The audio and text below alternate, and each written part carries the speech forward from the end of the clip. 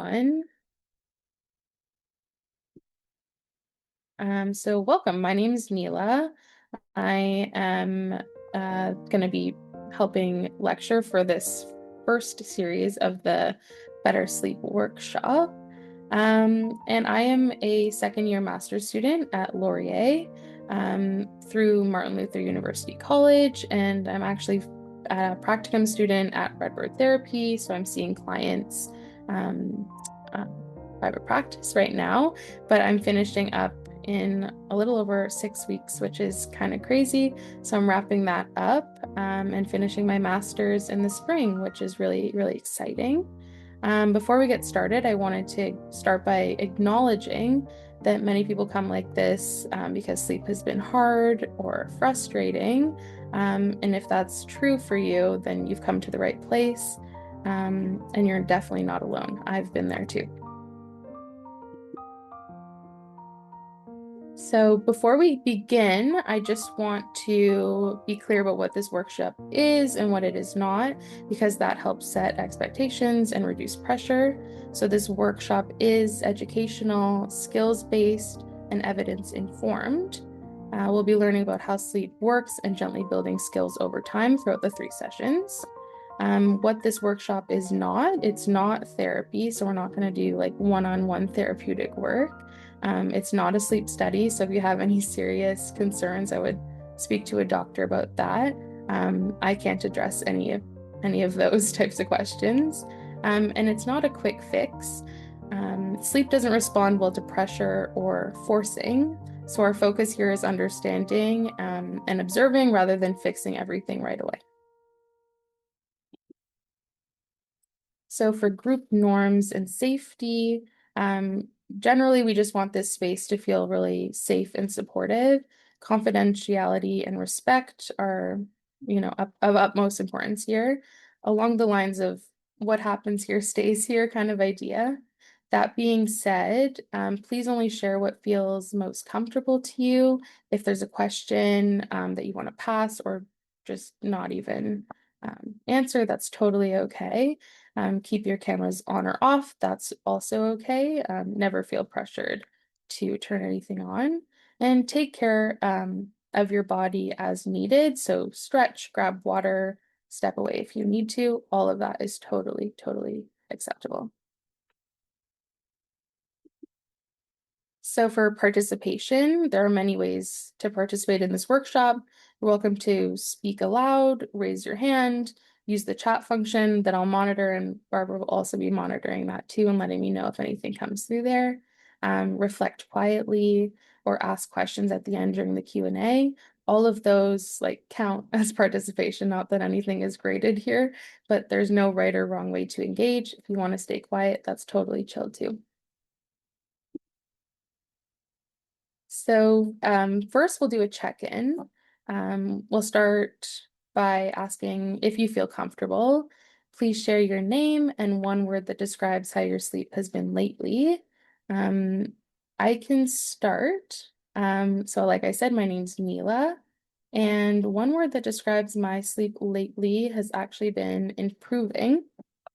And so if anyone wants to jump in or raise their hand, they can do so now.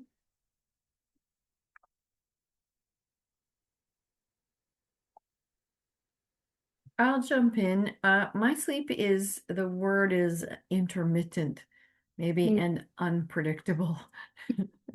I have two words. That's okay. No, it's totally common to have intermittent sleep and it be all over the place, especially if you're going through different things in your life, stressors, other things like that can definitely affect your sleep. Yeah, it's totally normal. 100%. I've been there too. And I kind of chose this project a little tangent, but I chose this project because I struggle with sleep. I've had insomnia for years. And so I'm kind of like deep diving on what I can do myself. But if no one else wants to check in, oh, never mind. Brent, hi. Hi. Yeah, I would say it's improving. I put a focus on it last few weeks. That's awesome. Have you noticed anything different that you've been doing? Yeah, I've been the two things I've done, I've been taking a hot shower at night, and then mostly reading a real book. Love that. I usually say mostly because if my mind's going, then I give in and I switch Yeah, it to a YouTube or something, which then I drift off to. for sure. Yeah. Yeah, I'm exactly the same way. I need something to calm down before getting in bed. We won't talk about it today, but sleep routines is definitely something we'll touch on in the future. Rochelle. Hi, my name's Rochelle, and the word that I am going to use is complicated. I 100% get that. A great word. Thanks for sharing. All right, well, we'll continue on to the next slide. So we're just going to talk um, a little bit what helps sleep or what makes it go kind of idea. So one of the biggest paradoxes of sleep is that the more we try, the harder it often becomes. So sleep isn't something we can do on command. By that I mean it doesn't come easily. People often are worrying more and trying harder. It's not going to happen. I know at least I've been there. I'm sure some of you have, just lying in bed and waiting to fall asleep and just seeming like the hours are continuously just going by. So that effort and frustration can actually increase alertness. Understanding how sleep works gives us that context, and context can help reduce anxiety around sleep. So sleep is regulated by two main systems that work together. The first one is sleep drive, and the second one is circadian rhythm. So you can sleep of sleep drive as a pressure that builds, circadian rhythm as timing. When these systems are working together, sleep tends to come more easily for different individuals. So to start, sleep drive builds the longer you're awake. Generally, the stronger the sleep drive, the easier it is to fall asleep. When sleep drive is weaker, for example, after naps during the day or long periods in bed awake when you're trying to fall asleep, falling asleep can actually become harder. This isn't a good or bad thing, it's just simply how the system works. So as you can see on the little table or graph beside, the linear line represents sleep pressure. And as this increases, it becomes easier to fall asleep. And as you can see, it kind of dropped down there. That's when someone falls asleep, and it just shows the decrease in sleep pressure because you've slept. And then again, it builds up after a little bit. Next, the circadian rhythm is your internal clock. It regulates alertness and sleepiness and is influenced by light and routine. Consistency matters, but it's really all about timing. It is important to keep your sleep routine as consistent as possible. So going to bed at the same time, waking up at the same time. If your lights, maybe taking light away from your sleep space, that also can help greatly. Also, perhaps setting a consistent wind down time to let your brain know, like, hey, we're getting ready for bed now. And it's not just going to happen right away. Like, we're going to spend some time winding down and then get into bed and see if that helps. So sleep can be difficult when sleep drive and circadian rhythm aren't aligned, or when the brain is in alert or a threat monitoring mode. This is especially common when sleep has been hard for a while, so your brain kind of learns that you're not falling asleep easily, and that kind of becomes like a habit or a pattern. It's important to name that insomnia or chronic sleep difficulty is a pattern, not a personal failure at all. About 6% of people report significant insomnia. So this is a really, really common human experience for a lot of people around the world, especially in Western countries. So there are many misconceptions about what normal sleep, and I'll use normal in quotations, normal sleep looks like. Sleep comes in cycles, and brief awakenings are normal, even good sleepers. We move through different stages of sleep multiple times each night. So waking up does not automatically mean something's gone wrong. It's just part of the system. As you can see on this pie chart, we are consistently moving through the different cycles, and we spend most of the night in light sleep. The sleep stage that you hear most about is REM, and the REM stage is where your brain does some of its most important overnight work, such as processing emotions, strengthening memories, and resetting your mind for the next day. So without enough REM, that's when we start to see not feeling as mentally restored the next day, not as rested. And REM is also where you're dreaming. So a lot of good things happen in REM, sorry, but people have a difficult time getting into that stage. And that's kind of where we see some of the issues with sleep arising. So moving on, it is important to normalize how insomnia can show up in different ways for different people. It might look like trouble falling asleep, waking during the night, waking too early, or feeling unrefreshed. These are different expressions of the same underlying systems. If there's one key takeaway from this section, it's that sleep difficulties are maintained by patterns, not personal failure. Patterns are something we can learn about and learn about gently without blame. So it's not something that you're doing wrong. It might just be something that your brain has learned over time, and breaking those habits are often difficult, but it can be done through consistency, like we mentioned before. So now we'll do a bit of a reflection. Again, share if you want, share if you don't want, that's totally fine. The reflection question is, what patterns have you noticed when your sleep becomes more difficult? So that could be like thoughts, behaviors, timing, and or environment. It also could be something that helps too. It could go either way. Hmm.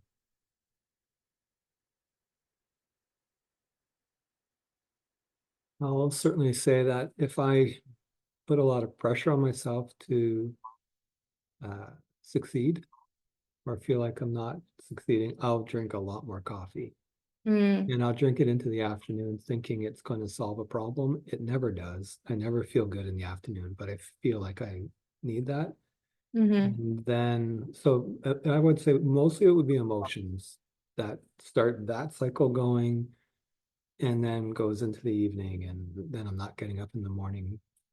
Gym tends to help. for sure. Yeah.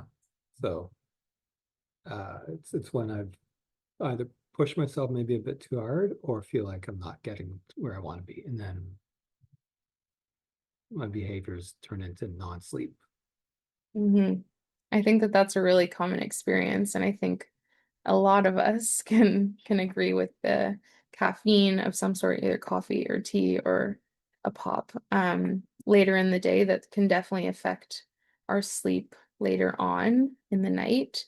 But also, yeah, like you mentioned, like pushing yourself too hard during the day, an active mind, all of these things can really affect um, your sleep quality and falling asleep, staying asleep, waking up during the night. All of those things are affected by different things in your environment.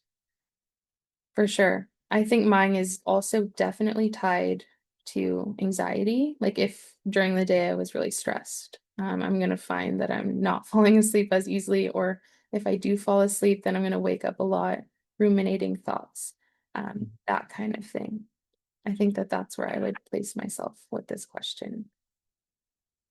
I'm really curious about that chart where you had like, I think Mhm. the language was sleep pressure, like Mhm. lead up. Yeah. Because I have the experience where going through my day and I start to have like a natural Mm. tiredness, mid-evening. Mhm. And if I listen to that and start winding down, I actually go to sleep relatively successfully. And I may not sleep any longer than I might normally, but I feel like I have a more restful sleep. But Mhm. if I keep going, I get to this, I don't know, like an awake state, that's then very hard to go to sleep again after, right? So if I'm tired at 9:30, but I don't go to bed till 11, Mm. or 11:30 or 12, then I get into bed and then I'm just like, now what? Like, oh, yeah. So I don't know, like I don't, I'm curious about if that is a natural pattern, if there's ways that it maps onto that chart. Yeah, I think it's kind of an overgeneralization for sure, but also I think the more things that I've read have been um like taking little naps, like not like an hour nap or a 2 hour nap in the afternoon or in the evening. Like a little quick 10 to 20 minute power nap seems to be okay and doesn't quite affect that sleep pressure. Um, but I think anything longer tends to like set it off where you're feeling like you're staying awake later into the night than you usually do because you've kind of tanked that pressure.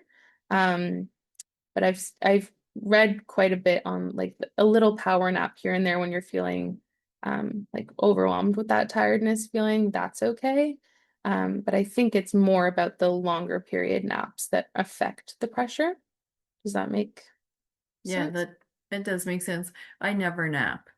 Yeah. I never nap, but there's something, I feel like there's a switch that goes off in my body, and I go from really tired and ready to sleep to wired Mm, and not able to sleep.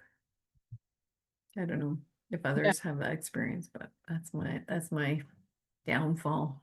for sure.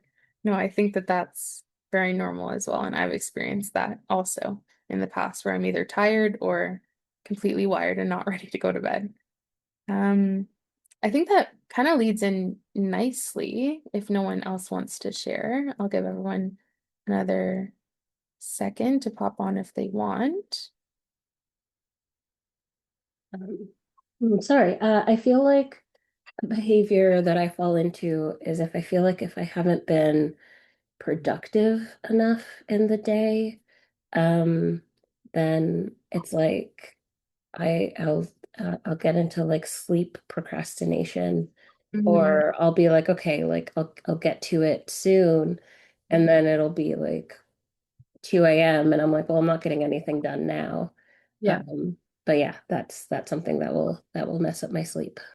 totally. Sleep procrastination is not something that I came across until actually working on this project. I didn't know about it, but it made perfect sense.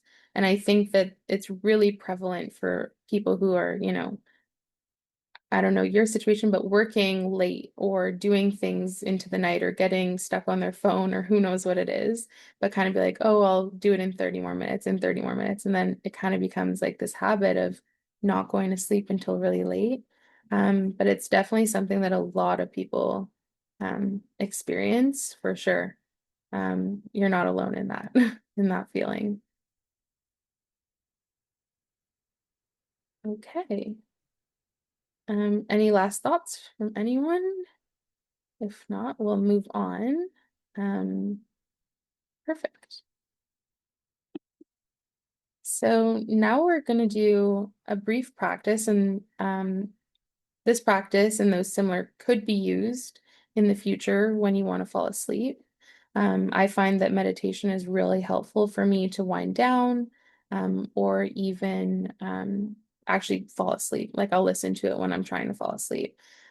So for this participation is optional, of course. Your cameras can be on or off, your eyes open or closed, whatever feels the safest for you. The goal is simply to notice your experience and kind of see how you feel throughout it. So we'll get started. Okay. Everyone can start with a big breath in. Sit in a comfortable position with your back upright, but not rigid, and your hands resting in your lap. Allow your eyes to close or gently rest on a fixed spot in the room. Take a few deep, slow breaths in through the nose and out through the mouth. Feel your body grounding into the chair or floor. Now imagine that you are sitting beside a gently flowing stream. It could be a forest stream, a calm river, or a quiet creek. Visualize the surroundings, the color of the water, the sound of it trickling, the feel of the air. Imagine there are leaves floating along the surface of the water, moving past you one by one.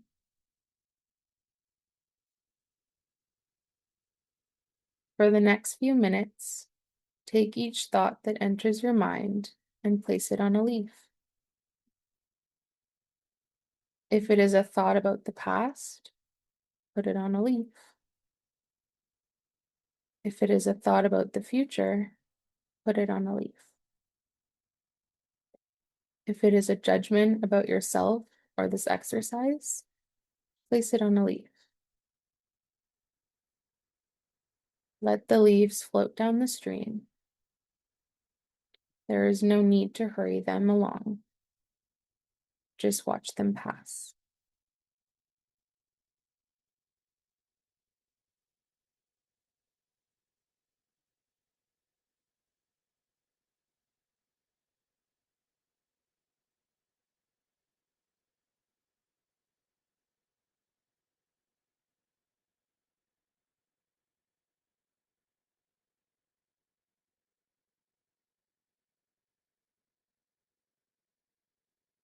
If a thought is uncomfortable, you don't need to push it away.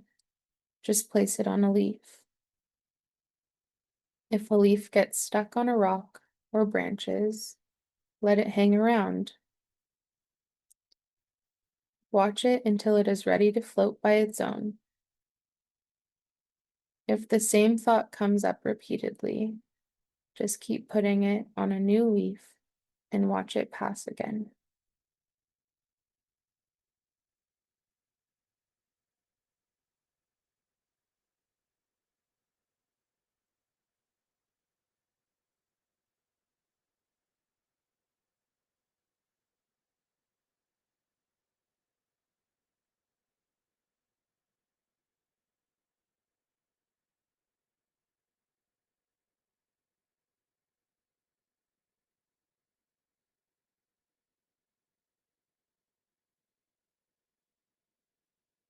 If you find yourself, allow the images of the stream to slowly fade away. Bring your awareness back to your body.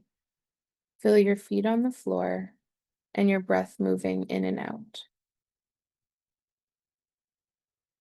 Notice the sounds in the room around you.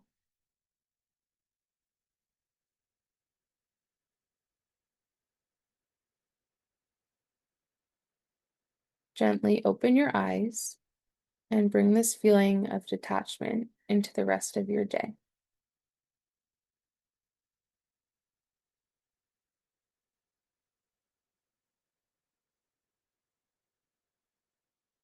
Thank you for participating in this brief meditation exercise with me.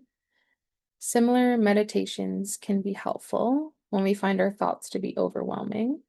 And I know a lot of us have felt that. And the thoughts overwhelming can really be hard and make it difficult to fall asleep. I will send a link similar to this one, not the exact wording, and I won't be reading it to you, but I will send a YouTube link after our session so you can use it in the future. Does anyone want to share how that was for them to engage in a brief meditation?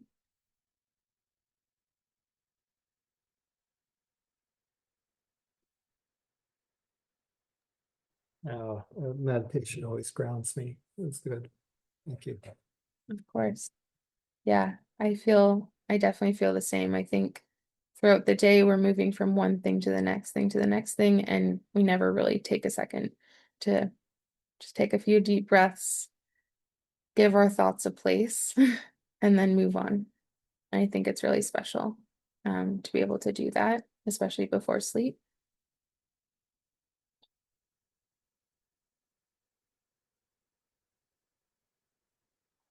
Okay. So for an optional carry forward task, and I like to call it carry forward and not homework because homework is not the goal here. But between now and next time, if you choose, you can track your sleep using a very simple diary. This is not about perfection or accuracy. If you do track your sleep, you might want to record bedtime and wake up times, nighttime awakenings, and how rested you feel. Also adding in if there's anything that stands out. That could be difficulty falling asleep if you want to make a comment on that.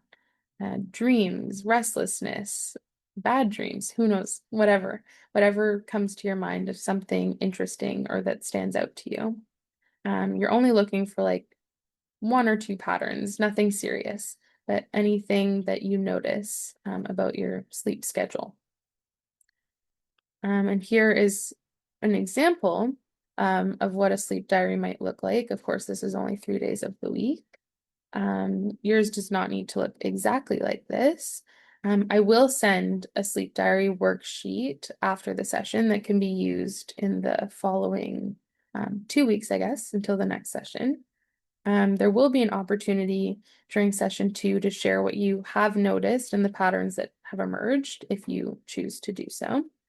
I find it useful to keep a pen and paper on my nightstand so I can easily track the amount of approximate sleep and wake times, as well as noting any restlessness or anything else that I really want to write down. If not, I will forget about it. But I find it easy to have something ready to go on my nightstand. And by no means does the diary have to be perfect or exact. It is a tool to help you see if there are any patterns that arise. So don't stress yourself out if you're not getting the exact sleep time or the exact wake time or forget a night. That's okay. No pressure here. It's just for your own personal interest to see if there's any patterns that arise. So thank you. As we close, I want to leave you with this message. Between now and next time, your only job is to notice. There's nothing you need to fix or change. In the next session, we will build on these observations by exploring practical strategies for supporting your sleep, like small changes to routines, your sleep environment, and gentle habits to help your body and mind for a better restful sleep. We'll finish with time for questions. You're welcome to ask about anything from today's session or anything you're curious about moving forward. My email is listed here on the screen. If you have any questions at all, feel free to reach out there. Or as well, there's the RedBird Therapy email. Again, any questions, concerns, you can direct them there as well. And just a reminder, the next session, so the next one is in 2 weeks from now, which is on February 26th, and March 5th is the third session, and both are at 7 p.m. And one quick note is be advised that we'll send an email out with that meditation link and with the sleep diary PDF, and that will likely, or sometime it might go to your inbox, but it might also go to your junk or spam folder. So if that does, you can just move that to your inbox and that won't happen in the future, but keep an eye out on those different inboxes as it can be tricky sometimes to get an email from an unknown emailer. But if not, I'll open it up to Q&A or any comments, concerns, anything, or just chat.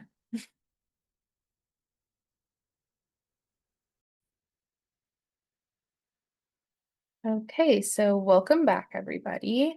I'm really glad you're here.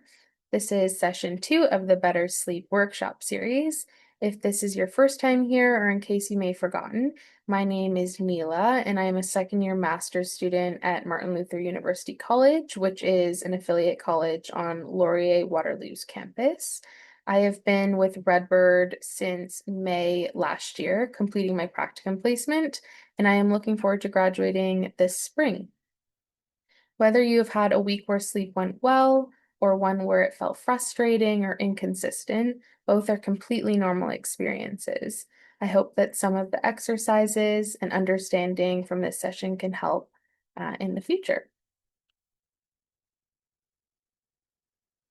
So last time during session 1, we focused on understanding how sleep works. We talked about sleep drive, the pressure that builds the longer we stay awake, and circadian rhythm, which is our internal body clock. We also discussed how waking during the night is actually normal, and how sleep difficulties are usually maintained by patterns, not personal failure.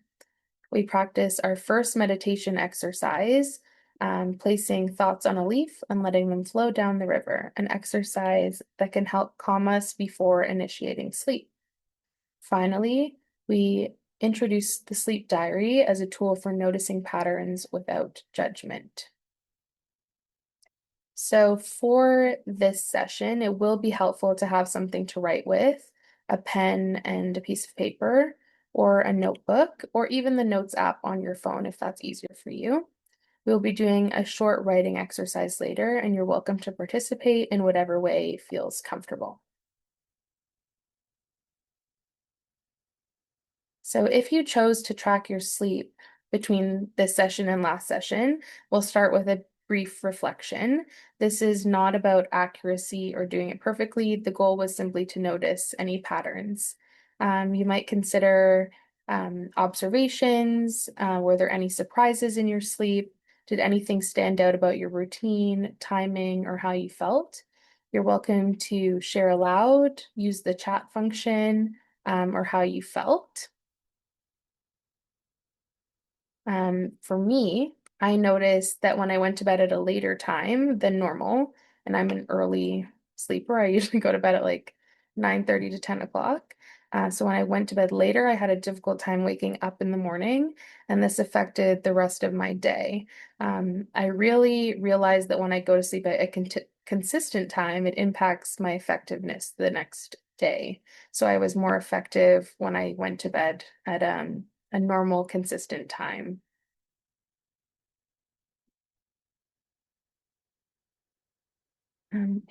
No one would like to share. That's okay. One thing I noticed was that if I didn't do a wind down time, then I'd lay in bed longer, kind of restless or uncomfortable. But if I missed my window of tired, then I would also stay awake. Like if I was watching TV and I was feeling really tired and I didn't take myself to bed, then it got harder and harder to fall asleep.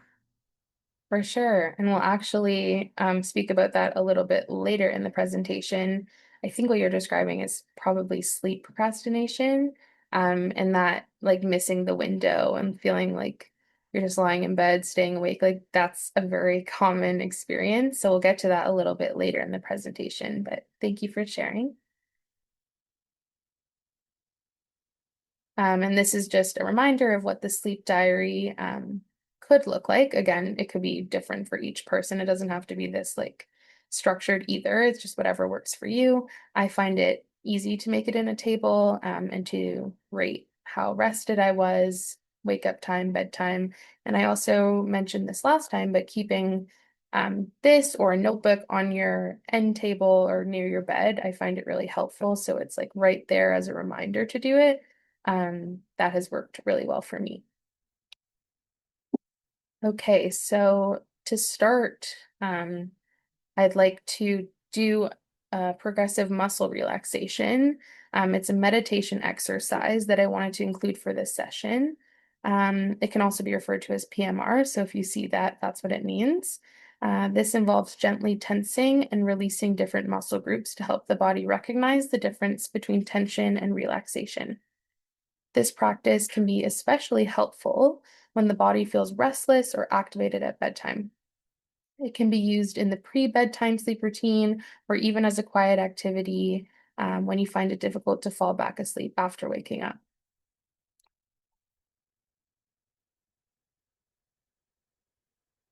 So find a comfortable position, either sitting or lying down. You can close your eyes or soften your gaze and keep your camera on or off, whatever is most comfortable for you. So follow the instructions at your own pace, noticing sensations without trying to force relaxation. So begin by finding a comfortable position, either sitting or lying down, in a location where you will not be interrupted. Allow your attention to focus only on your body. If you begin to notice your mind wandering, bring it back to the muscle you are working on. Take a deep breath through your abdomen, hold for a few seconds, and exhale slowly. Again, as you breathe, notice your stomach rising and your lungs filling with air. As you exhale, imagine the tension in your body being released and flowing out of your body. And again, inhale and exhale. Feel your body already relaxing. As you go through each step, remember to keep breathing. Now let's begin. Tighten the muscles in your forehead by raising your eyebrows as high as you can. Hold for about 5 seconds and abruptly release the feeling that tension falls away.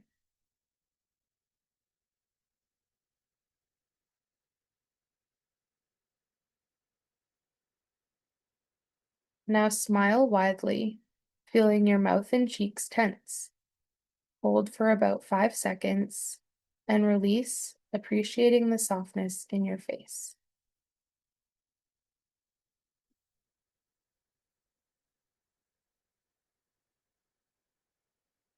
Next, tighten your eye muscles by squinting your eyelids tightly shut.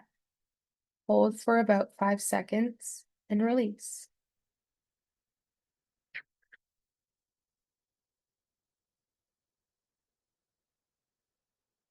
Gently pull your head back as if you were to look at the ceiling. Hold for about 5 seconds and release, feeling the tension melting away.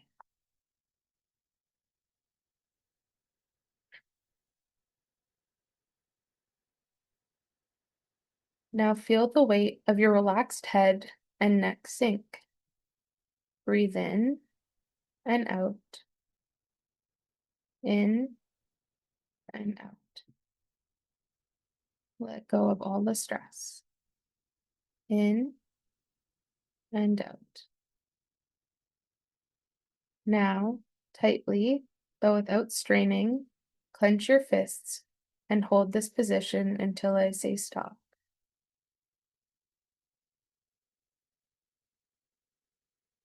And stop.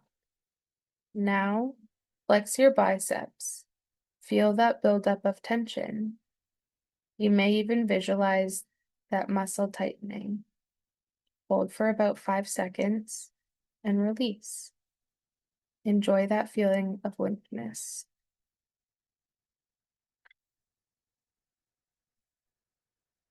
Now tighten your triceps by extending your arms out and locking your elbows. Hold for about 5 seconds and release.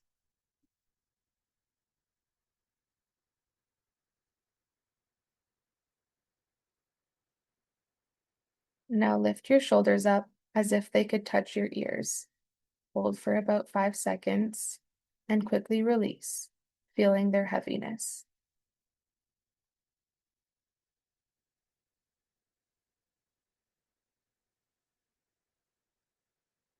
Tense your upper back by pulling your shoulders and trying to make your shoulder blades touch. Hold for about 5 seconds and release.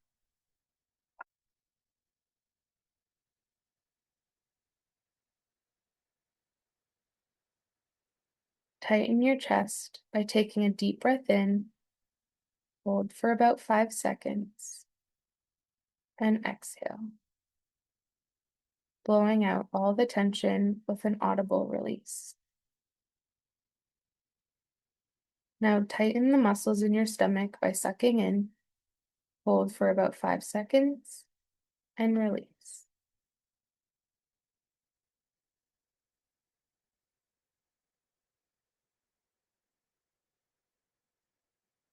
Gently arch your lower back. Hold for 5 seconds. Relax and repeat.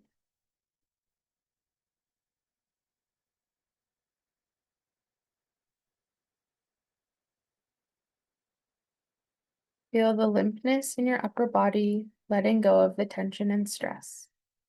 Hold for about 5 seconds and relax. Tighten your sitting muscles. Hold for about 5 seconds. Release and imagine your hips falling loose and repeat.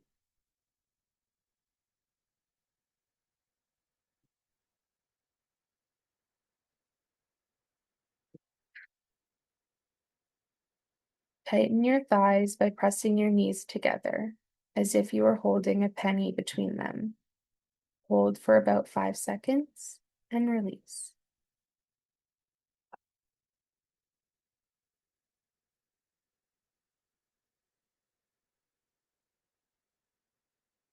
Now flex your feet, pulling your toes towards you and feeling the tension in your calves. Hold for about 5 seconds and relax. Feel the weight of your legs sinking down.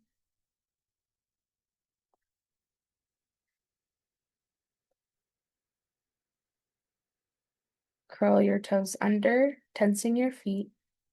Hold for about 5 seconds and release.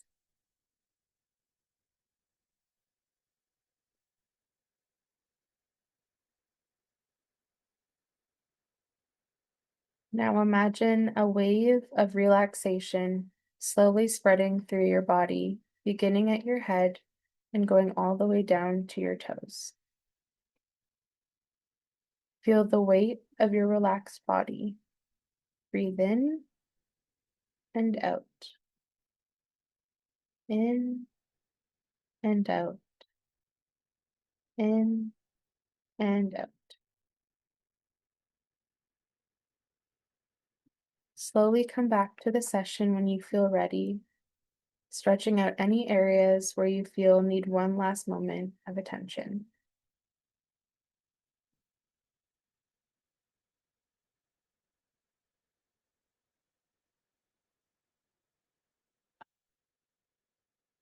Okay, so now if you've done this with me, take a moment to notice how your body feels now.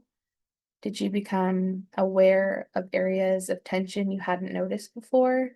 Did any thoughts or emotions arise during the exercise? You're welcome to share or simply reflect quietly. I know when I do this, I like to do it actually as I'm falling asleep, and I sometimes don't even make it through the entire meditation because I feel so relaxed, and I fall asleep. So this has been really helpful for me, and I know a lot of other people really enjoy it too. So I hope you guys enjoyed that practice and use it as a calm down tool when you're stressed, even not surrounding sleep. And if you want to try and fall asleep, I find that really helpful too.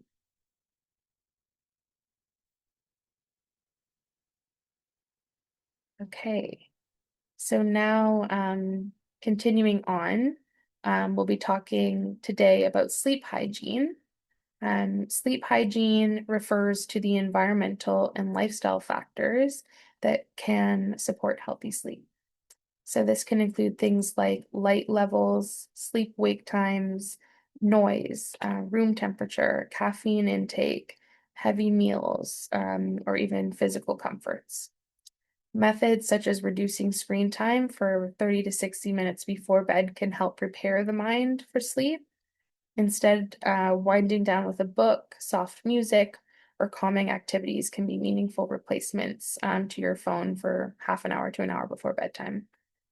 These factors, again, don't fix sleep on their own, but they help create conditions where sleep can occur more easily.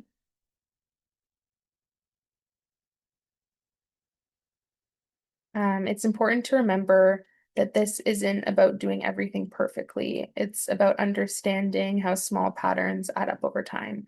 So if go out on a Saturday night and you're going to sleep a bit later than usual, or there's a bit more noise in your space than usual, that's totally okay. It's just about the patterns over time and finding something that works for you. Even when done consistently and with great effort, sleep may not come. Sleep problems are patterns and not personal failures. Always be kind to yourself when figuring out what types of sleep hygiene work for you and do not work. There are going to be some things that seem really doable and some things that seem just a little less doable for right now, and that's totally okay. So as what previously came up a little bit before, one very common habit that affects sleep is something called sleep procrastination. And this is when we stay up later than we intended, even when we feel tired. Often this isn't about laziness or poor discipline. It's usually connected to stress, needing time to unwind, or wanting a sense of personal time after a busy day. In the moment, staying up can feel relieving, but it reduces our opportunity for sleep and can increase fatigue over time. Mhm. Often during sleep procrastination, people are on their phone or computers, continuing to activate their minds. So, like I said before, it could be really helpful to choose a screen-less activity like reading or coloring to slowly prepare for sleep while still allowing time for personal relaxation. Moving on, as we have sort of touched on a little bit in the past session and on this session, sleep and stress are closely connected. When we feel stressed or overwhelmed, our nervous system becomes more alert. This can show up as racing thoughts, physical tension, or difficulty settling down.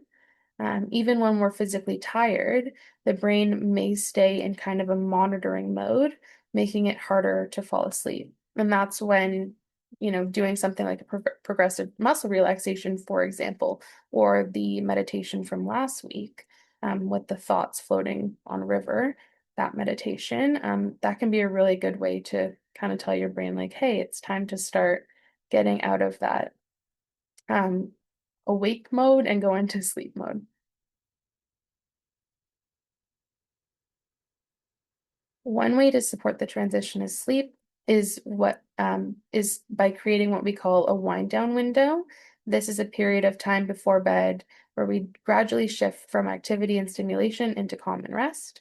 It's not about strict routines. It's about giving the brain signals that it's safe to slow down. So you're just kind of telling yourself like, hey, the workday is done and we're going to start to calm down, where we feel safe enough to close our eyes and eventually drift into sleep. So that's a really important step. Take a moment to consider what a realistic wind down period might look like for you. What helps you feel calmer in the evening? What activities might help your mind and body transition towards rest? Again, you can reflect quietly, jot down ideas, or share if you'd like. For me, something that I have found really works is, like I said, putting the phone down a little bit before bed, and using that time to catch up with my husband without our phones. So we just kind of talk to each other, maybe have a little bit of a venting session about what happened during my day. But doing something where I'm not attached to the screen and having all of that stimulation, but just slowly telling my brain, like, okay, we're gonna let out what happened today and then move on and slowly go back to sleep.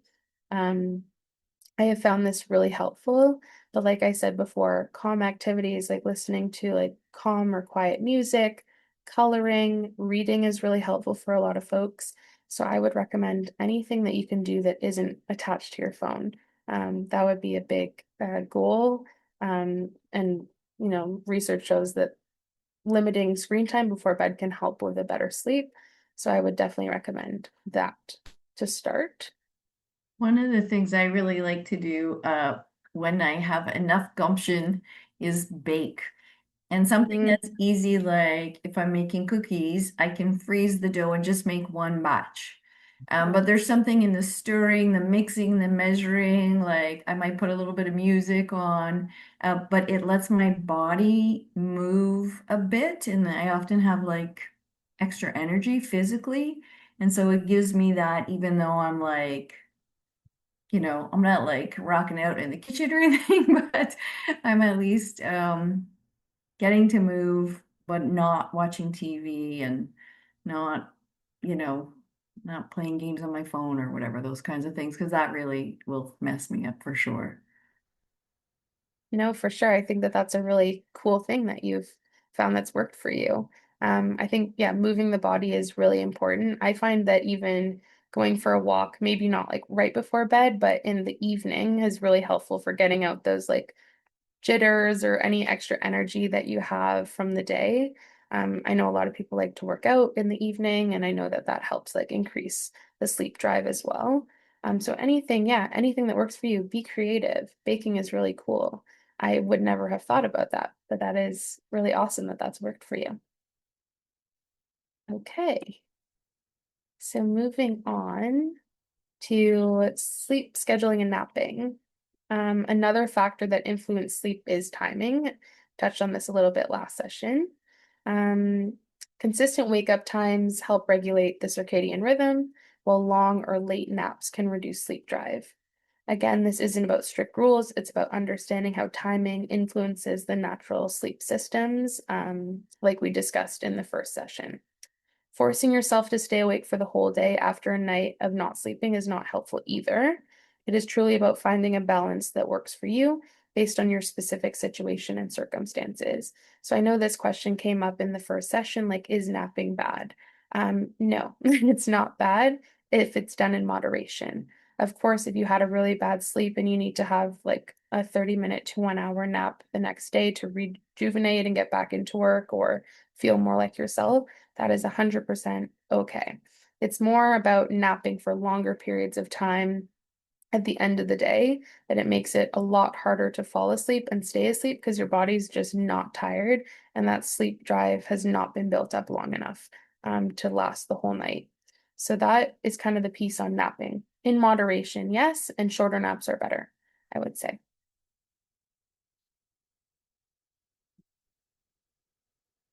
So now we're going to do a brief writing exercise, which I like to call a brain dump.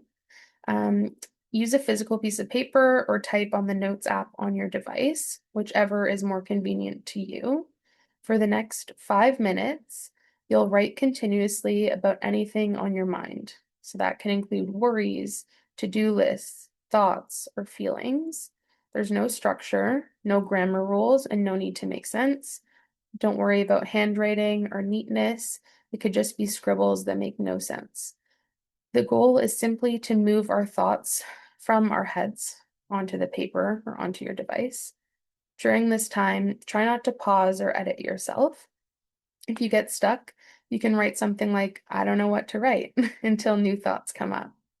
I'll let you know when the time is up, but there will also be a timer on the screen for our convenience. So if everyone wants to start writing.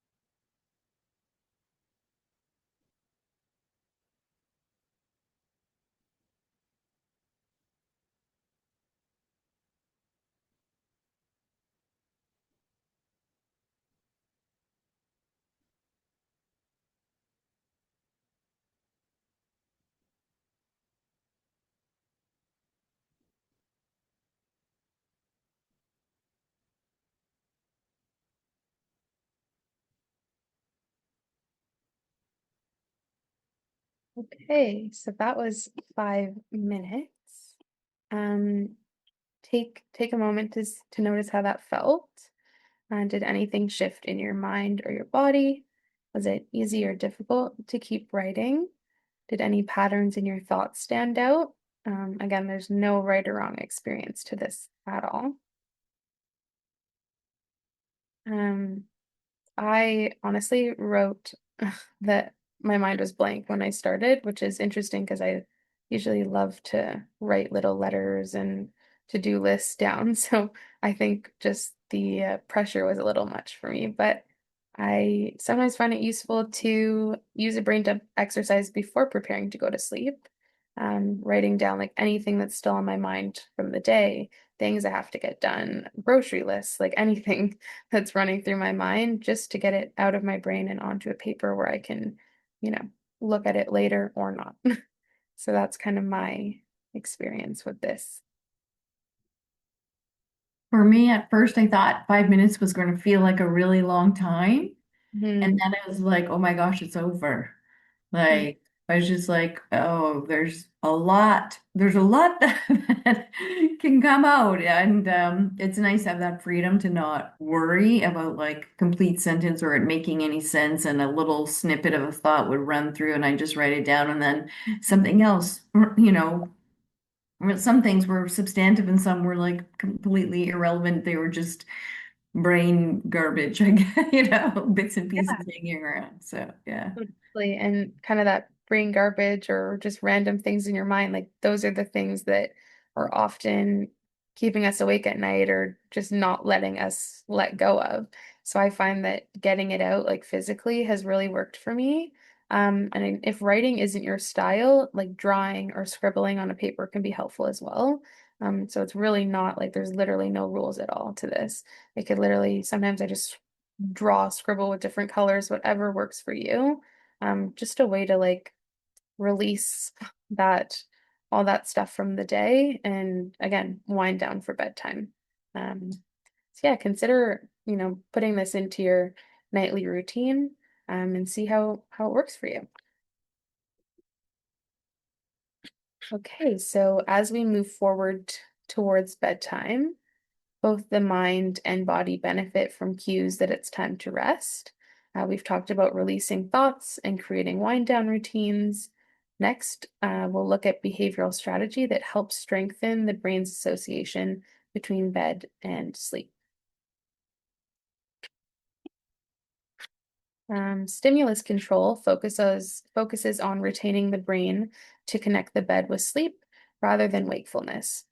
So over time, spending long periods awake in bed can teach the brain that the bed is actually a place for worrying or alertness or other activities. Strategies include to help with stimulus control, using the bed only for sleep. So that means leaving the bed if you're unable to sleep and maintaining consistent wake up and bedtimes.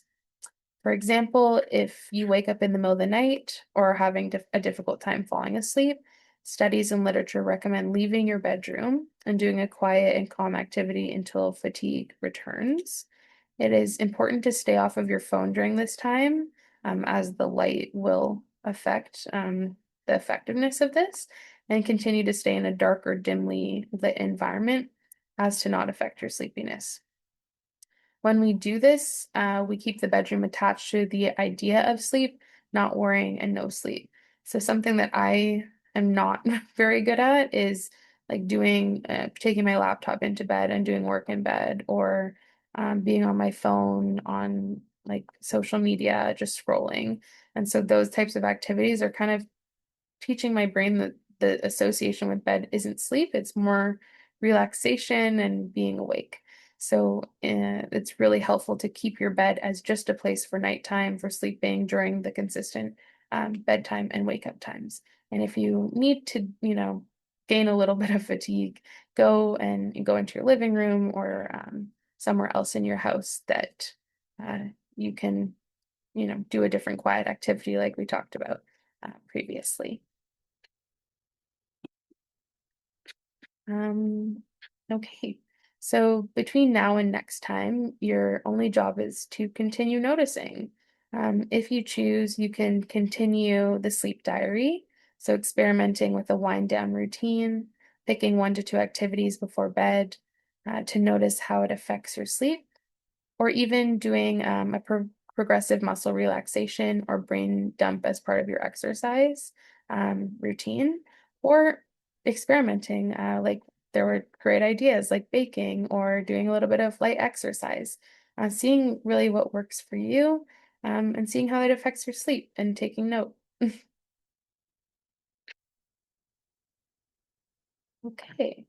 So as we close, remember that sleep change takes time and small shifts matter. You're welcome to ask questions about anything we discussed today or anything you're curious about moving forward. Similarly to last week, I will send a follow-up email with a link for similar progressive muscle relaxation exercises, as well as the link for the slides for this session and last session. Um, and as a reminder, the third and final session in this series will be held next week on March 5th at 7 p.m. And I want to thank you again for being here and for your openness in this process and for practicing with me today. So thank you. And I think so awesome.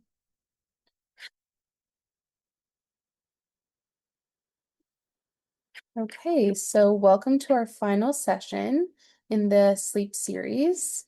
If this is your first time here, or in case you forgot, my name is Neilah Shapiro, and I'm a second-year master's student at Laurier, and I'm completing my practicum with RedBird Therapy Center. If you have missed either the first or the second session, no problem. You will definitely be able to participate tonight, and the entire collection of sessions will be available to watch at any time after this session. So over the past 2 sessions, we've built a foundation, understanding how sleep works biologically, how habits shape sleep patterns, and how behavioral adjustments can reduce friction. Tonight, it is about integration and resilience. Sleep is not something we permanently fix, it's something we learn to work with, especially during stress, life transitions, and busy seasons. So this session is less about adding new rules and more about deepening your personal understanding of sleep anxiety and hyperarousal, strengthening cognitive and nervous system tools, and building a personalized sleep toolkit that you can continue using individually after the sessions end. Think of tonight as moving from learning concepts to building long-term flexibility for your sleep routine. So to briefly ground ourselves in what we've covered so far, in session 1, we explored the biology. So that included the sleep drive builds, the longer we're awake, the circadian rhythm that regulates timing, night awakenings being normal and something that a lot of people experience. Sleep anxiety can create a loop of hyperarousal. That's something we also covered. And in session 2, we shifted to behavior. So we focused on sleep hygiene foundations, what a wind down window is, stimulus control, and protecting the bed as a cue for sleep. We also did a brain dump writing exercise and a progressive muscle relaxation meditation. Each of those strategies reduces either physiological activation or cognitive pressure. And tonight, we'll expand the psychological and nervous system pieces even further. Throughout tonight's session, reflect on what has stayed with you most from the first 2 sessions and what you can use in the future. So for this session, you might want a pen and paper or a notebook, and perhaps some colored pencils for a drawing exercise that we'll be doing later on in the session. As always, you're welcome to modify any exercise for your comfort and participate however you want. Before we move into content, I want to regulate our nervous systems. Box breathing works because it creates predictability, structure, and has equal inhale and exhale ratios, which signals safety to the brainstem. The exercise is simple. We will start by inhaling for 4 seconds, holding for 4 seconds, then exhaling for 4 seconds, and finally holding that exhale for another 4 seconds. For this exercise, it is helpful to imagine a box for each step as seen on the screen. Okay, so we'll get started. Find a comfortable position, sitting up straight with your feet firmly on the floor and your arms gently placed on your side.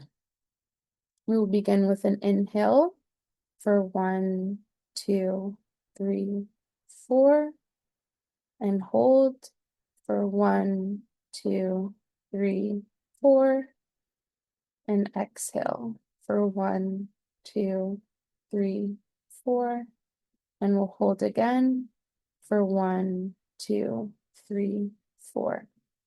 Okay, so let's try a few more times. So let's start with an inhale for 1, 2, 3, 4. Hold that inhale for 1, 2, 3, 4. Now exhale 1, 2, 3, 4. And hold again for 1, 2, 3, 4. Inhale 1, 2, 3, 4. Hold it for 1, 2, 3, 4. Exhale for 1, 2, 3, 4. And hold again for 1, 2, 3, 4. And last one, inhale 1, 2, 3, 4.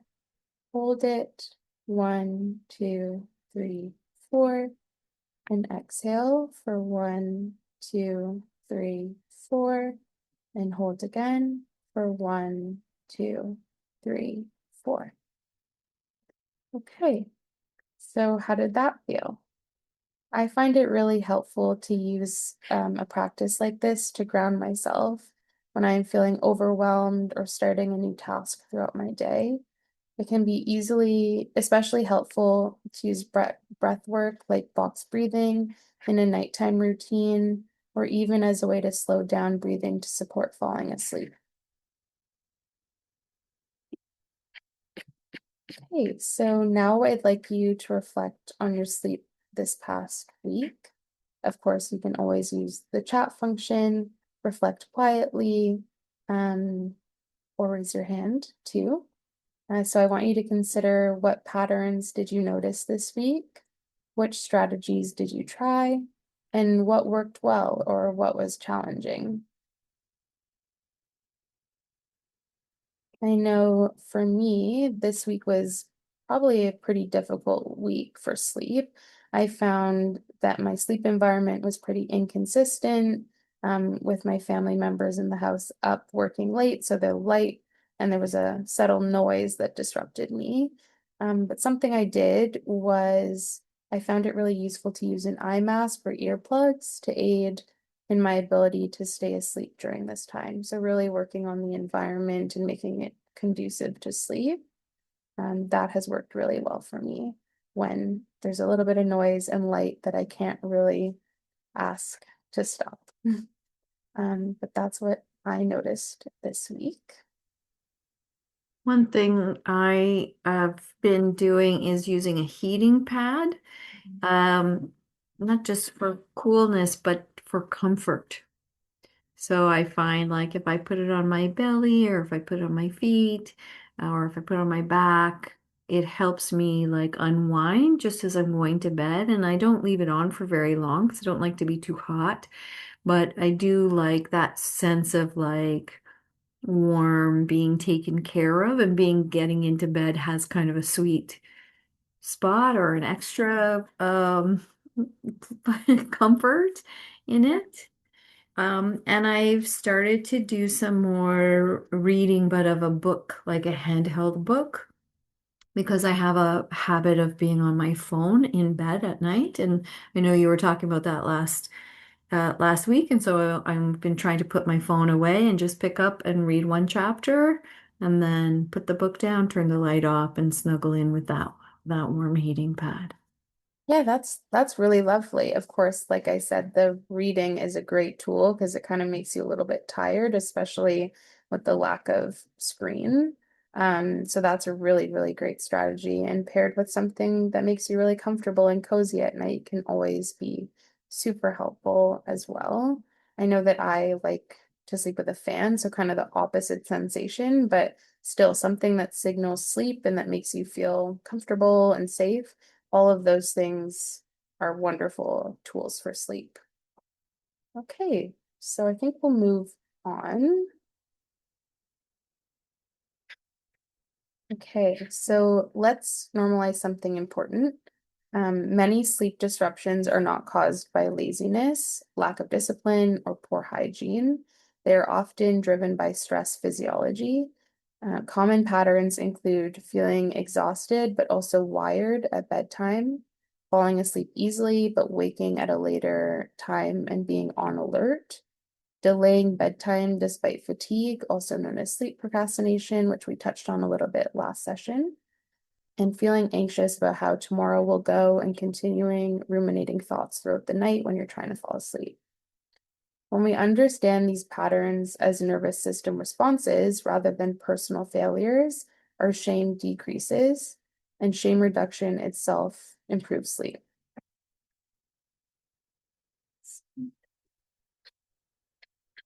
So hyperarousal is one of the most researched drivers of insomnia.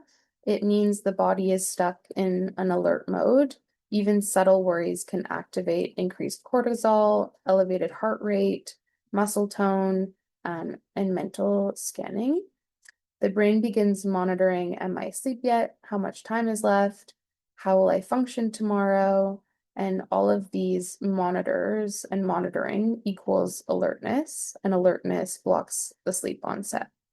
So this creates a self-reinforcing loop, which you can see on the screen, where worry leads to alertness, which leads to poor sleep, which leads to more worry, which leads to alertness, and continuing on. Our goal, again, here isn't to eliminate all stress. That's pretty unrealistic for most of us. Our goal is lowering the volume of unnecessary activation at night, which is causing the poor sleep patterns. Now let's look more closely at some of the common thinking patterns that tend to keep sleep stuck. The first is negative self-talk. This can sound like, why am I like this? I should be able to sleep. There's something wrong with me, and I'll never get sleep. When sleep becomes difficult, it's very easy to turn frustration inward, but self-criticism activates the stress response. It increases tension and alertness, the exact opposite of what sleep requires. Sleep thrives in safety. Self-judgment creates a threat to that. The second pattern is catastrophizing. This might sound like, if I don't sleep well, tomorrow is going to be a disaster. I won't be able to function tomorrow. This is going to ruin everything. When the brain predicts catastrophe, it sends an urgent signal to stay awake and alert, as if preparing for danger. Even if the danger is just a busy workday tomorrow, the nervous system doesn't fully distinguish between that and a real danger. It responds with activation. The third pattern is over-monitoring sleep. So this can include checking the clock repeatedly, tracking every awakening, mentally calculating how many hours are left until you have to wake up in the morning, and scanning the body for signs of sleep. Monitoring might feel productive, but it keeps the brain in performance mode. It turns sleep into something we evaluate instead of something we drift into calmly. And finally, all or nothing thinking. This can sound like, if I wake up once, the whole night is ruined. If I didn't get 8 hours, it doesn't count. Or one bad night means I'm back at square one. Sleep is not all or nothing. It exists on a spectrum. Partial rest still counts. A disrupted night is still a night of some sleep. When we can begin to recognize these patterns and not fight against them, instead just noticing them, we can reduce their intensity. The goal, again, isn't to eliminate thoughts, it's to soften their impact, and awareness alone can lower the volume.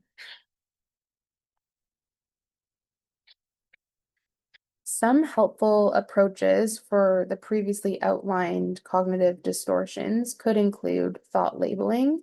So that means labeling thoughts as just thoughts. So that could be, that's my sleep anxiety talking, for example. Gentle reframing. So that could sound something like, even if I sleep less, I can function adequately tomorrow. Another approach that can help you is journaling or externalizing thoughts before bedtime, and mindfulness exercises that promote noticing thoughts without needing to instantly act on them. The theme across all of these is truly decreasing the pressure and increasing softness. So relaxation strategies target physiology directly. When the body feels safe, sleep follows more easily. These practices build the parasympathetic activation, the rest and digest system. They also increase interoceptive awareness, noticing body cues without a big alarm. In the past sessions, we have practiced this using progressive muscle relaxation technique, breath focus mindfulness, such as the box breathing that we just did at the beginning of the session, and through visualization exercises like the thought river from session 1. Tonight, I would like to build on this kind of toolkit that we're making and practice one more helpful meditation called a body scan.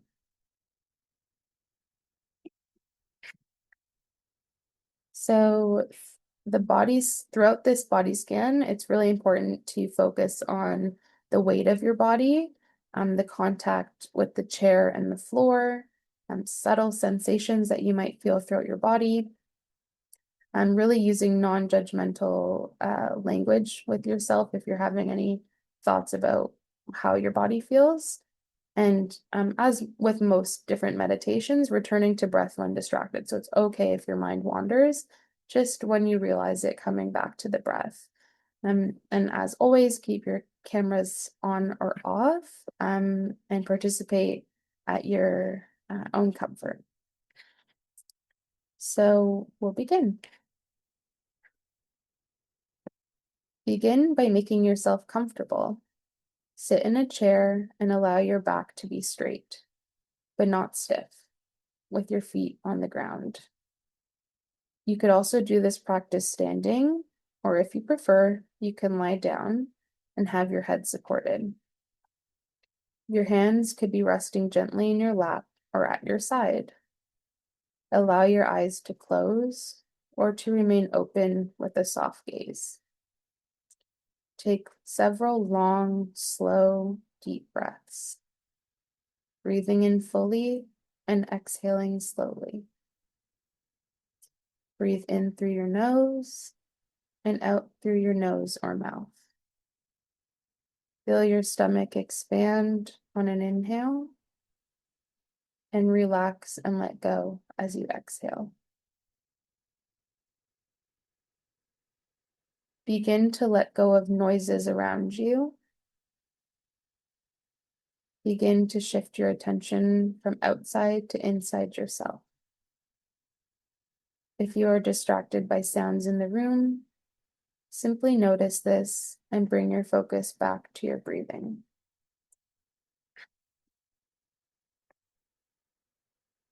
Now slowly bring your attention down to your feet. Begin observing sensations in your feet. You might want to wiggle your toes a little, feeling your toes against your socks or shoes. Just notice without judgment. You might imagine sending your breath down to your feet, as if the breath is traveling through the nose to the lungs and through the abdomen all the way down to your feet. And then back up again, out through your nose and lungs. Perhaps you don't feel anything at all. That is fine too. Just allow yourself to feel the sensation of not feeling anything. When you are ready, Allow your feet to dissolve in your mind's eye and move your attention up to your ankles, calves, knees, and thighs. Observe the sensations you are experiencing throughout your legs. Breathe into and breathe out of the legs. If your mind begins to wander during this exercise, gently notice this without judgment and bring your mind back to just noticing the sensations in your leg. If you notice any discomfort, pain, or stiffness, don't judge this, just simply notice it. Observe how all sensations rise and fall, shift and change moment to moment. Notice how no sensation is permanent. Just observe and allow the sensations to be in the moment, just as they are. Breathe into and out from the legs. Then, on the next out breath, allow the legs to dissolve in your mind and move to the sensations in your lower back and pelvis, softening and releasing as you breathe in and out. Slowly move your attention up to your mid-back and upper back. Become curious about the sensations here. You may become aware of sensations in the muscle, temperature, or points of contact with the furniture or bed that you are on. With each out breath, you may let go of tension you are carrying, and then very gently shift your focus to your stomach and all of the internal organs here. Perhaps you notice the feeling of clothing, the process of digestion, or the belly rising or falling with each breath. If you notice opinions arising about these areas, gently let these go and return to noticing the sensations. As you continue to breathe, bring your awareness to the chest and heart region and just notice your heartbeat.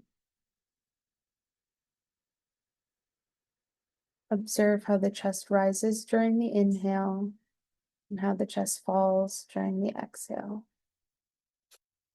Let go of any judgments that may arise.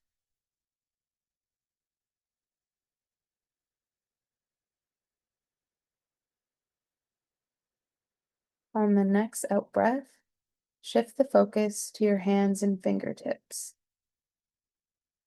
See if you can channel your breathing into and out of this area as if you are breathing into and out of your hands. If your mind wanders, gently bring it back to the sensation in your hands.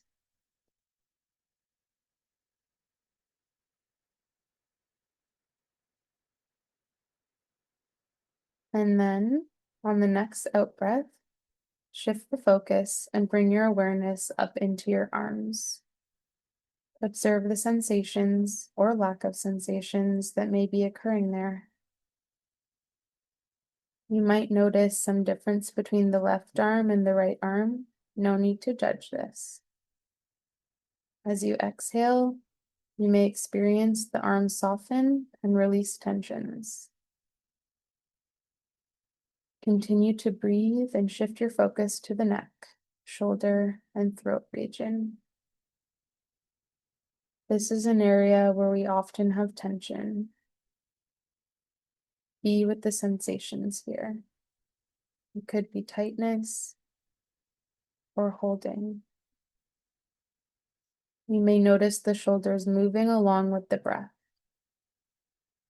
Let go of any thoughts or stories you are telling about this area. As you breathe, you may feel tension rolling off of your shoulders.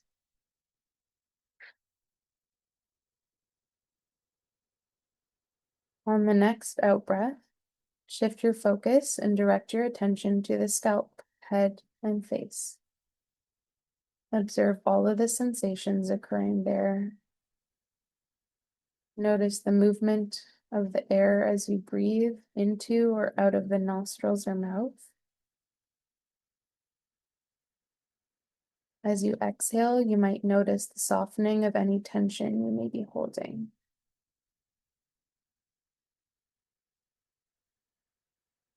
And now let your attention expand out to include the entire body as a whole. Bring into your awareness the top of your head down to the bottom of your toes. Feel the gentle rhythm of the breath as it moves through the body. As you come to the end of this practice, take a full, deep breath, taking in all of the energy of this practice. Exhale fully. And when you're ready, open your eyes and return your attention to the present moment. As you become fully alert and awake, consider setting the intention that this practice of building awareness will benefit you and all of your actions today.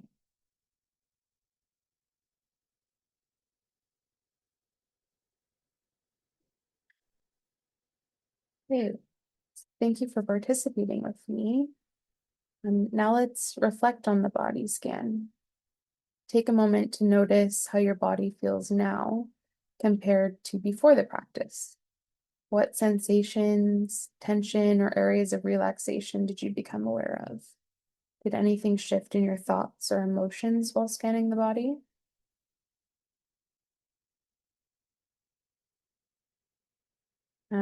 Practices like this build body awareness, which in turn builds regulation capacity over time. So different things like this can really help with calming, helping with racing thoughts, things like that. And I know that I like to do this while I'm getting ready for bed, or even when I'm in bed. I often fall asleep kind of through the end of that practice. I usually just put something on YouTube and listen to it, which I will be able to send you after this session as well, so you can also follow along afterwards. But I find this type of meditation really helpful to just slowly relax every part of my body.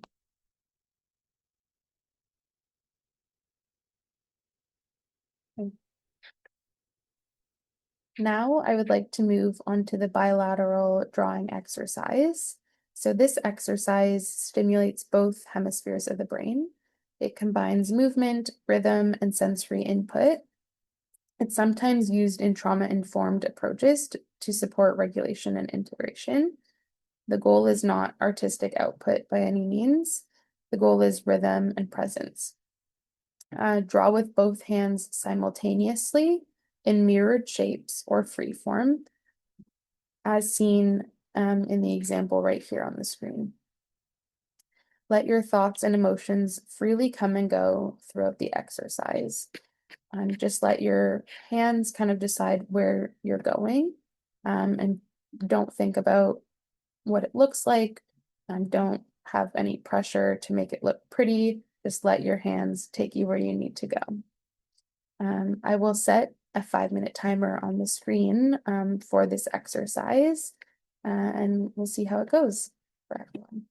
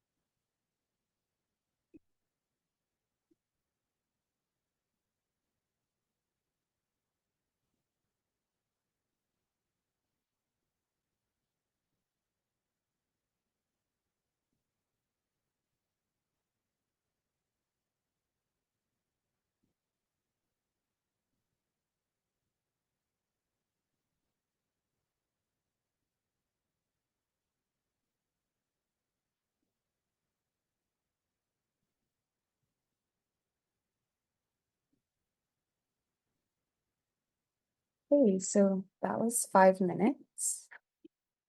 I'd like to reflect on that a little bit. So, how did it feel to draw with both hands? Did you notice tension, release, or calmness? Did your thoughts or emotions come up while you were drawing? For me, I truthfully didn't do it the entire time because I wanted to make sure I got back into this, but here's mine.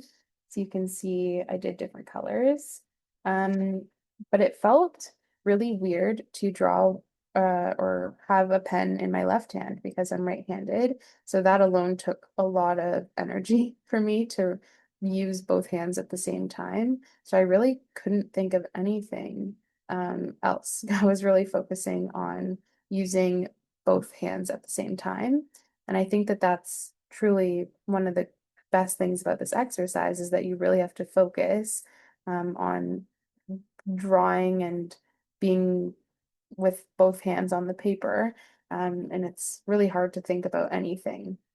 And so I find that really calming. And I hope you guys did as well. I found like I got into a kind of almost a meditation rhythm because I let them actually both go a similar sort of similar circular motion, but it's like the body had its own rhythm, and if I was just doing that and just feeling the physical rhythm of it, it was just a really peaceful. Actually, I found my mind was surprisingly quiet, um, and I could feel like my body just being like, oh, like layers kind of letting go, from what seems like a kind of simplistic intervention, actually, but it really did imprint, have an impact. For sure. And I think that that's kind of the beauty of it. It doesn't take very much, like 2 pens and a piece of paper. And you can do it anytime. It doesn't even have to be for 5 minutes. It could be for 2 minutes if you didn't have enough time. But it really helps you just slow down and focus on one thing at once, which I know for a lot of folks can be really, really difficult. So I really enjoy doing something like this to just feel really grounded, and kind of let my thoughts just take a back seat for a minute. Okay, so we'll move on. Um, okay, so throughout the 3 sessions in the series, we have worked on various tools to aid in sleep. You now have multiple strategies across different categories. Sleep resilience comes from flexibility. No one uses all strategies nightly, but maybe a combination of some over time. Building a sleep toolkit should combine practices that feel most comfortable and helpful to you. As stated, flexibility is key. If something is not working, try something new. There are plenty of tools to choose from. I have broken down the exercises we have used throughout the 3 sessions into 4 categories: behavioral strategies, cognitive strategies, relaxation or mind-body practices, and environmental and lifestyle supports. So throughout this section, there is no need to take any notes or memorize each section's practices at all, as I'll provide a list of everything we have worked on after the session for your convenience. It is important to note that this list is not exhaustive. There are plenty of more tools to discover. As well, there are some situations of slight overlap between the categories that you might notice, but for the purpose of this, I put them in the categories just to be a bit more organized. Okay, so some behavioral strategies include setting a consistent wake up and bedtime, actively planning for a wind down window and evening routine, using stimulus control, mainly associating the bed with only sleep, limiting naps or timing them strategically for earlier in the day and for shorter periods of time, and finally reducing screen time before bed. So these are all kind of the big behavioral strategies that we've gone over in the sessions. And I I think that pairing a couple of them together to start is you'll be able to notice a really big impact on your sleep. So moving on to the cognitive strategies, for example, the brain dump exercise that we did in session 2, gentle thought labeling and cognitive reframing, which we spoke about just a bit earlier in this session, and journaling or reflective writing. So these types of things can be really good to just kind of get your thoughts onto a page, or making sure that you don't bring all of these thoughts with you to bed, because that can make it really difficult to fall asleep when you're ruminating and thinking about how the day went or how tomorrow's going to go. So doing this before bed is really helpful. So maybe using a brain dump exercise each night for 5 to 15 minutes to see if you can get all your thoughts out before you even try to go to bed. I find that really helpful to not feel like I'm going through all of that thought of my day and what's going on tomorrow when I'm already in bed, but doing it beforehand and just dealing with that, it's really helped me improve my sleep. Okay, so moving on to the relaxation strategies that we've gone over.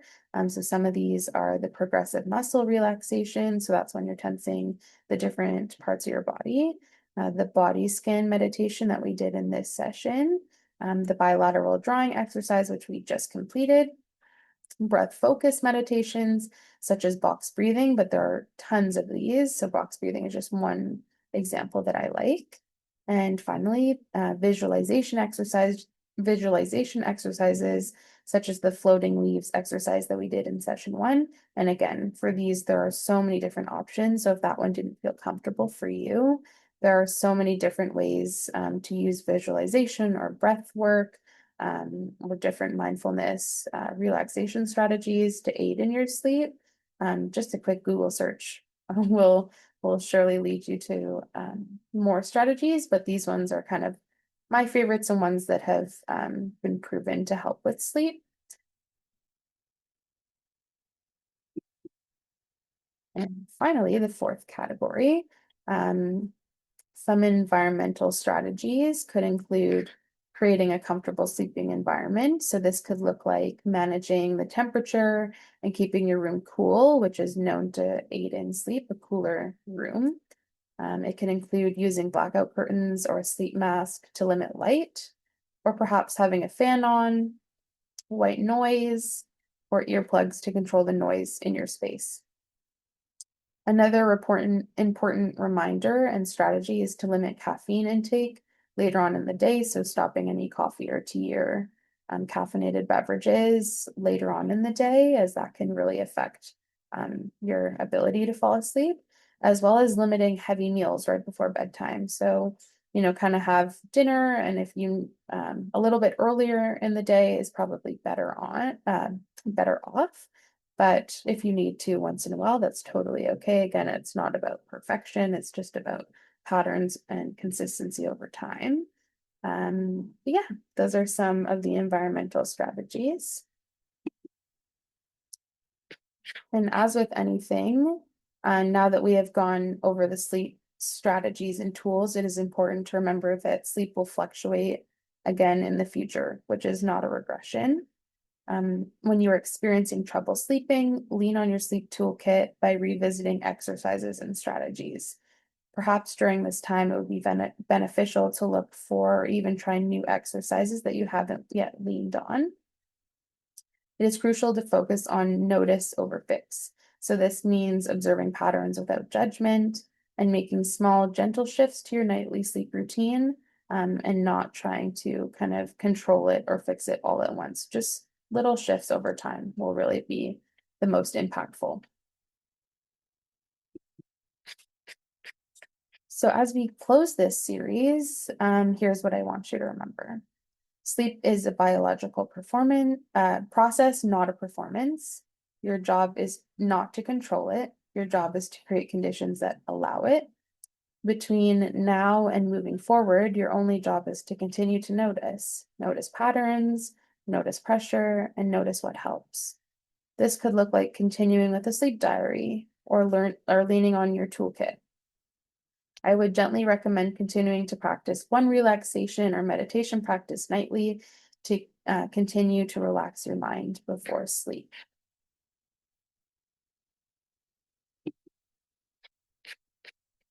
Okay, so take a moment to acknowledge your effort and progress over the last 3 sessions. What strategies have you found most helpful? What will you continue to practice moving forward? I think something for me, it might just be because it's on my mind today, but the bilateral drawing exercise I found really helpful. And I think for me, someone with racing thoughts, I think it's really nice to be able to just have a um, quick way to just kind of calm my thoughts for a little bit and go into a different world. So I think that's something that I think I'm going to practice a little bit more in the future and see how that affects my sleep and in general, just overall calmness. But again, anything that works for you and doesn't have to be listed in our sessions. It could be something new that you find, and whatever works well for you and whatever makes you feel comfortable and safe and in a good place to sleep, that's what's most important.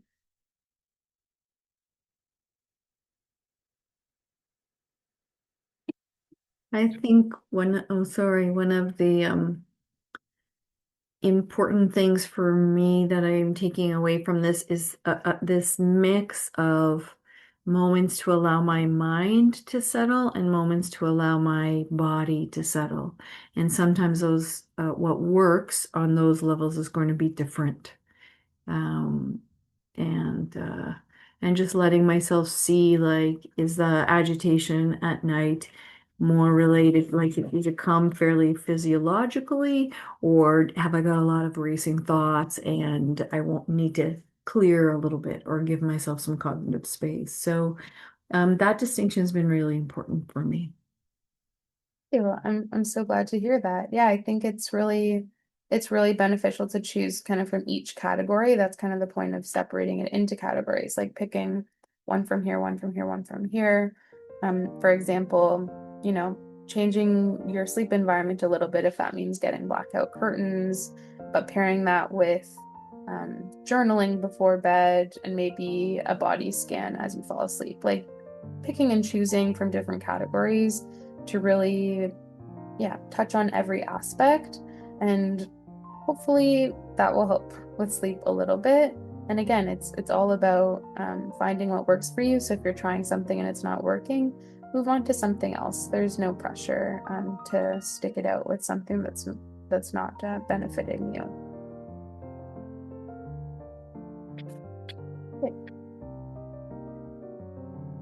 I want to say thank you so much, Neilah, for walking us through this process. It's been really amazing. Of course. So I would like to also extend a big thank you for being part of this series. I hope you leave with a greater understanding of sleep, less self-blame, and more flexibility to affect your sleep routine. As always, I'm available for questions now or through my email listed on the screen. In addition, the RedBird Clinic email is listed for any other inquiries or questions. And as promised, I will send out all of the slides from each session, as well as any materials that we have worked on together will be all in one little package for you. So you can draw on them at any point. But I think we'll turn the recording off at this point. And yeah. So any questions, comments, concerns?